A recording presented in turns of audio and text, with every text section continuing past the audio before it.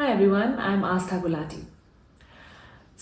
I'm in a line of work where I meet so many strong, independent women, and I've interacted in various ways, in various walks of life with them.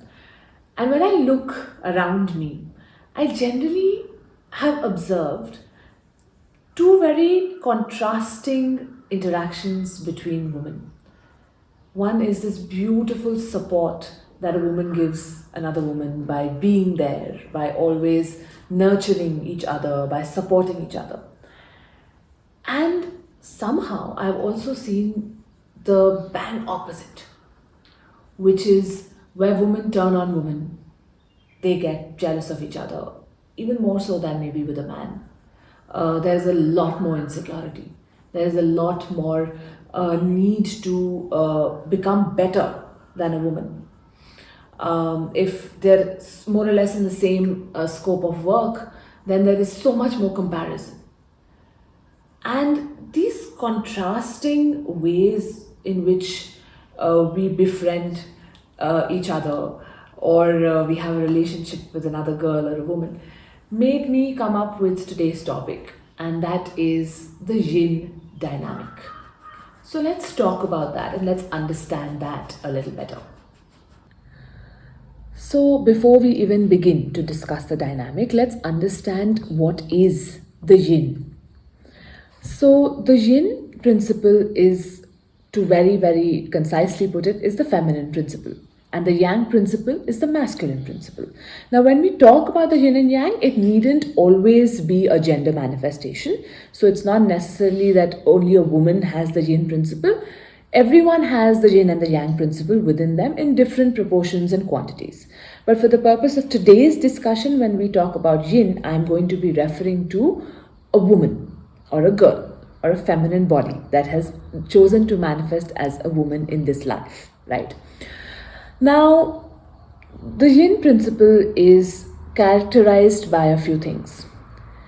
It's nurturing, it is open to receiving, it is more passive, it has a wider vision, it can multitask, hence. It is about connectivity. It is about building that one-to-one relation.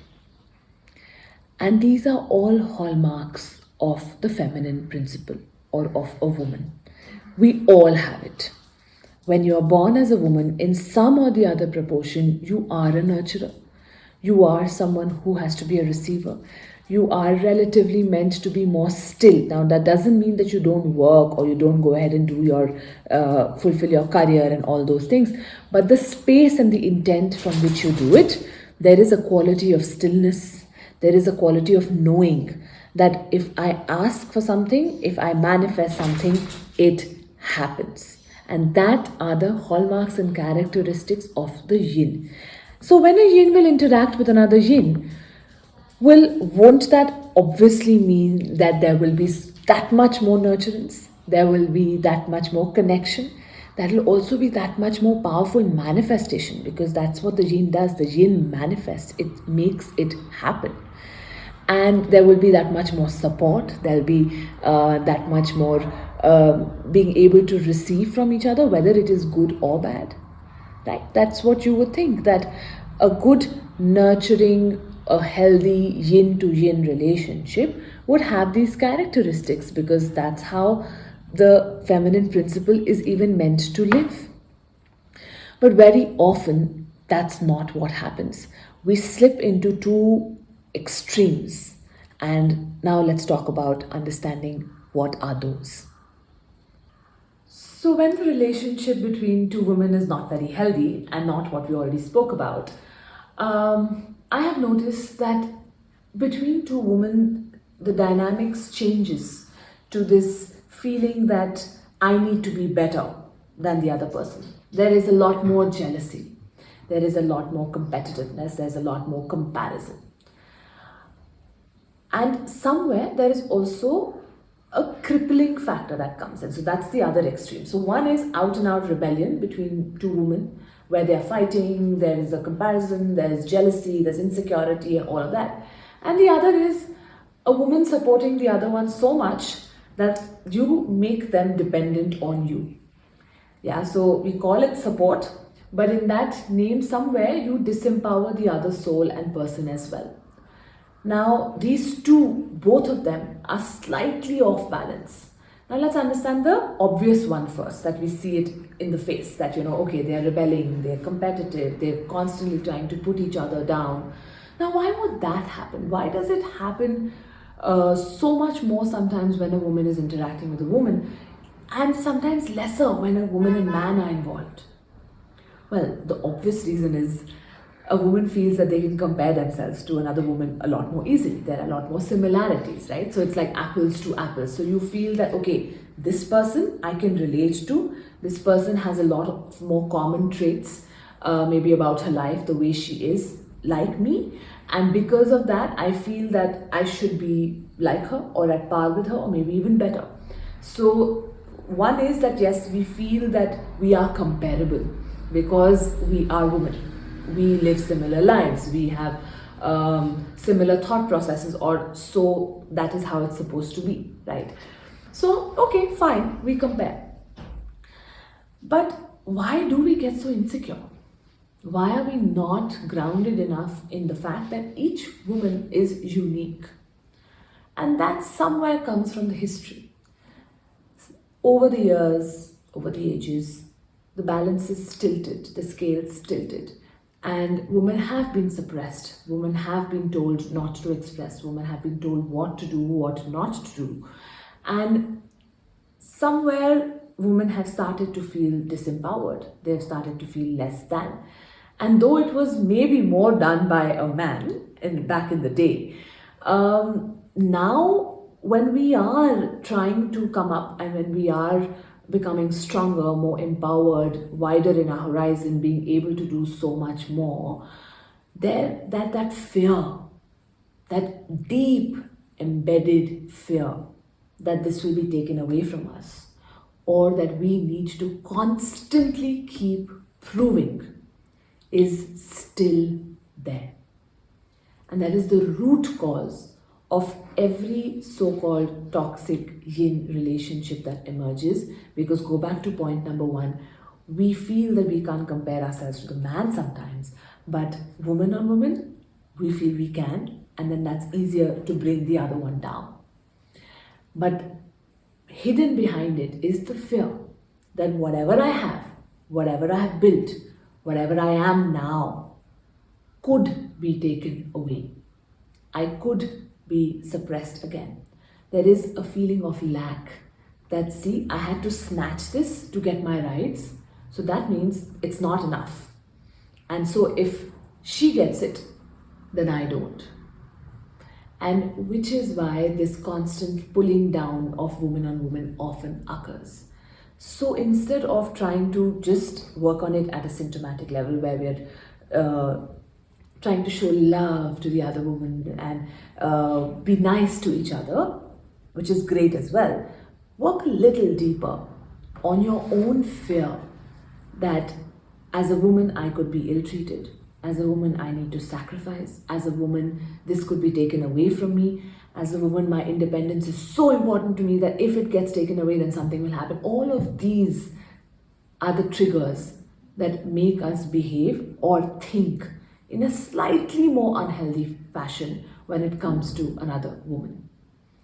Now let's talk about the other spectrum, where you are so supportive, you're so there for each other, and then we often end up disempowering. Now this doesn't happen very, very consciously. This is the rescuer syndrome that comes up in almost all women, and that also has its inception somewhere in history.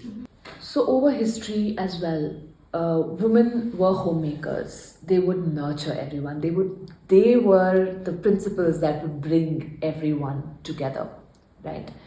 And somewhere the woman began to also identify herself as having her identity based out of the fact that there are people who needed her. There were people who relied on her. See, understand that if the food wasn't given, there is no point of hunting, right? So that is the level of reliability that we had on the woman. And that reliance, that dependence, is what the woman used to identify herself with. And now, obviously, times have changed.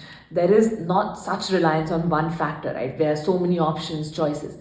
But then the woman translates this into her relationship, which is why the security a woman gets when she makes another one maybe dependent on her, maybe rely on her so much, and there is a need to always reach out to her when something happens, is greater in a woman than it could be in the male principle. Sometimes, okay, these are not ultimates. I'm giving you possibilities that arise. But as a result, what we don't realize is that we cripple each other's empowerment by constantly being there to support, by constantly lending a ear to vent, and then sometimes even supporting them that, yeah, I understand, you shouldn't have gone through this, and so on and so forth. While support is a great feminine trait, sometimes the woman overdoes it. Why? Because they know that I will feel more belonged if I support this person right now, and the person will rely on me a lot more. And that feeling of validation somewhere comes in, which is also driven, if you think about it, with fear or in fear. So, the rooted emotion that we as women still need to, because it's still embedded in our cellular memory, is that of fear that we will be taken away from our position. What we don't understand is that when the woman is secure in her position that she takes up, the world is capable of revolving around her. And we don't need to pull each other down. There is ample for each one of us. Yes, we can support, we can cooperate, we can push each other and push ourselves with love, with nurturance, with a knowing that I am enough. So now imagine a setup where we are not jealous of each other, where we don't need to pull the other person down so that we can become better. How will that happen? Believe in your uniqueness. Know that there are no two women who are alike. Yes, we may have similar walks of life, similar patterns, but each one of us is living our life differently and we are doing our best.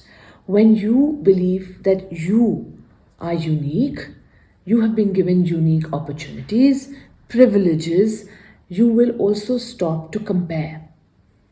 And the fear automatically goes away because you cannot compare apples and oranges. Apples don't fear oranges and oranges don't fear apples, right? So just know that each one of us will have our tribe, will have our kind of people who will get attracted to us, and there will be people who will not be able to relate to us, and that's okay. When you are secure and happy with the way you are living your life, you also stop craving what the other one has. And that's when you begin to realize these are your strong points. And these are points that maybe you can ask another woman to do something for you. So what? Right? You don't have to do everything by yourself. That's why we have all been placed in each other's lives. But when you end up feeling that, oh, if I ask for help, then that will disempower me or that will make me lesser than, then you are not even giving another person a chance to get empowered in their strengths. And as a result, your own strengths will also not shine. So just be okay the way you are. Love yourself. The yin in you needs to be loved, needs to be cherished, needs to be adored. When you can do that to the woman in yourself, it will exude to the woman outside as well. And without crippling them, without disempowering them, we can support each other. We can be there with each other and yet let each one of us individually shine in what we are. So thank you everyone for tuning in. I hope you found something helpful and something resonant with this podcast. If you would like to understand this more, dive deeper into working on your own Yin Dynamic, please do reach out to us on our email ID, which is reach.rumi@gmail.com. reach.ruhme@gmail.com.